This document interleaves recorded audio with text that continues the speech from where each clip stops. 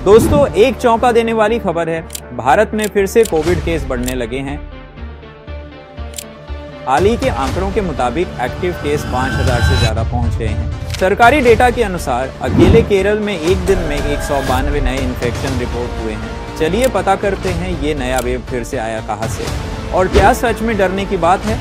आज हम इस वीडियो में हर एंगल से इसको समझते हैं, आंकड़ों, रिसर्च और एक्सपर्ट कमेंट्री के साथ।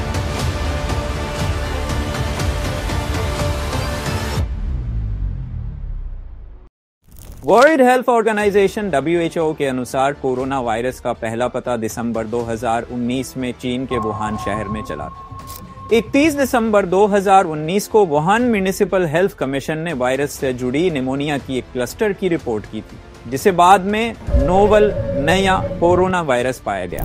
इसके बाद WHO ने जनवरी 2020 में इमरजेंसी मीटिंग बुलाई और मार्च 2020 में कोविड-19 को वैश्विक महामारी घोषित किया। दुनिया भर में कोविड-19 नए रूपों के साथ एक्टिव हो रहा है। WHO रिपोर्ट के मुताबिक फरवरी 2025 के बाद से ग्लोबल SARS से वो बेटर संक्रमण बढ़ा है। अभी टेस्ट पॉजिटिविटी दर जुलाई 2024 से हाईएस्ट लेवल 12% के करीब है। ये बढ़ोतरी खासकर पश्चिमी प्रशांत, दक्षिण पूर्व एशिया और पूर्वी भूमध्य सागरीय क्षेत्रों में देखी जा रही है। भारत में 9 जून 2025 तक एक्टिव केसेस 6491 हो गए हैं। दिल्ली, केरल, गुजरात, उत्तर प्रदेश और पश्चिम बंगाल जैसे राज्यों में कोरोना के केस लगातार बढ़ रहे हैं। जनवरी 2025 में एक नया रिकॉम्बिनेंट ओमिक्रॉन वेरिएंट NB181 पहचान में आया, जिसे WHO ने वेरिएंट अंडर मॉनिटरिंग किया। लेबोरेटरी स्टडीज से पता चला है कि यह वेरिएंट इंसान के सेल्स को बांध करने में 3 गुना ज्यादा इफेक्टिव है। यानी एक्सपर्ट्स बताते हैं कि ये वेरिएंट थोड़ा ज्यादा तेजी से फैलता दिख रहा है। इसके लक्षण भी सामान्य बताए हैं, खांसी, गले में खराश, थकान, सिर दर्द जैसी चीजें। एक खास बात यह कि इसमें लगातार हल्का बुखार देखने को मिला है, जैसे शरीर गर्म महसूस हो पर तापमान वो हाई ना हो। डॉक्टर मरियावन करको ने अपने एक इंटरव्यू में कहा, हमने पहले कभी इतना तेजी से फैलने वाला रेस्पिरेटरी वायरस नहीं देखा। अभी बात करते हैं XFG की। ये एक कॉम्बिनेंट वेरिएंट है जो LF7 और LP8.1.2 ये दोनों से मिलकर बनता है। ये दोनों ओमिक्रॉन फैमिली के ही सबलिनेजेस हैं। जब किसी व्यक्ति को एक ही समय में ये दोनों वेरिएंट्स इन्फेक्ट करते हैं, तब उनके वायरस के जीनोमिक हिस्से आपस में मिल सकते हैं। इसे ही कहते हैं रिकॉम्बिनेशन। इस रिकॉम्बिनेशन से जो नया वेरिएंट बना, उसका नाम है XFG। इनसॉप के मुताबिक भारत में अब तक 163 केस XFG के मिले हैं, जिनमें महाराष्ट्र में 89 और तमिलनाडु, केरल में कुछ। फिलहाल इसे लेकर कोई संकेत नहीं मिला है। अब तक के डेटा के अनुसार XFG ज्यादा ट्रांसमिसिबल हो सकता है, यानी तेजी से फैल सकता है, लेकिन गंभीर रोग या हॉस्पिटलाइजेशन के मामले नहीं बढ़े हैं। इसे WHO या भारत सरकार ने वेरिएंट ऑफ कंसर्न नहीं कहा है, बल्कि ये वेरिएंट अंडर मॉनिटरिंग VUM की कैटेगरी में है। अभी हम बात करेंगे इनके लक्षण क्या है। इन सब वेरिएंट्स के लक्षण भी पुराने जैसे ही हैं। हाल ही में द सन और अन्य रिपोर्ट के अनुसार NB181 वेरिएंट के लक्षण हैं, जैसे जुकाम, खांसी, गले में खराश, बदन दर्द, बुखार और नाक बहना। कुछ मामलों में नौजिया और दस्त भी देखे गए हैं।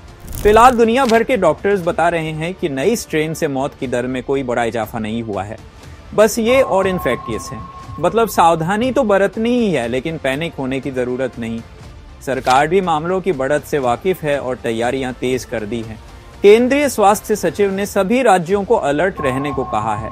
स्वास्थ्य मंत्रालय ने मॉक ड्रिल्स कराए हैं और अस्पतालों में ऑक्सीजन, वेंटिलेटर और बिस्तर तैयार करने को कहा है। दिल्ली सरकार ने 23 मई को भी एडवाइजरी जारी की। हॉस्पिटल्स में ऑक्सीजन, दवाइयां, ICU बेड और वेंटिलेटर ठीक ठाक होने चाहिए।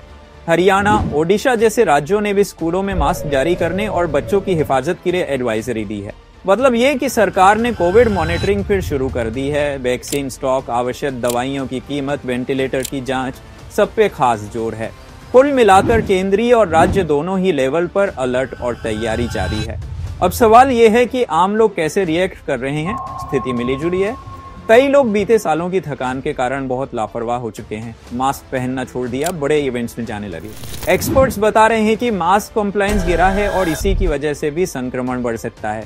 दूसरी तरफ कुछ लोग इमरजेंसी मोड में हैं और सतर्क हो गए हैं, टेस्ट करवा रहे हैं और घर से बाहर निकलने से पहले सोचते हैं। केंद्र सरकार ने साफ कहा है, कोविड अप्रोप्रिएट बिहेवियर, मास्क, दूरी, वैक्सीन जारी रखें, लेकिन डरने की जरूरत नहीं। असल में हेल्थ एक्सपर्ट्स कहते हैं कि अब कोविड एक सीजनल रेस्पिरेटरी इन्फेक्शन जैसा ही हो गया है। मतलब कभी कभी मामूली स्पाइक्स होंगे लेकिन अस्पताल भरने वाले हालात नहीं बनेंगे। आईसीएमआर के चीफ डॉक्टर बीहल भी कह चुके हैं कि अभी केस गंभीर नहीं है, चिंता की बात नहीं। सबसे जरूरी तो ये कि पैनिक नहीं होना चाहिए बल्कि सचेत रहना चाहिए। शोर शराबे की हेडलाइंस पर भरोसा मत करिए बल्कि वैज्ञानिक डाटा पर भरोसा रखिए। अभी हम जानते हैं कि इससे बचे कैसे। जहां तक बचाव की बात है, चीजें वही हैं जो हमें पहले भी पता है। भीड़ भाड़ वाले इलाकों में मास्क जरूर पहने, खासकर अगर बूढ़े या बीमारी वाले हों तो N95 जैसा प्रोटेक्शन बेहतर है।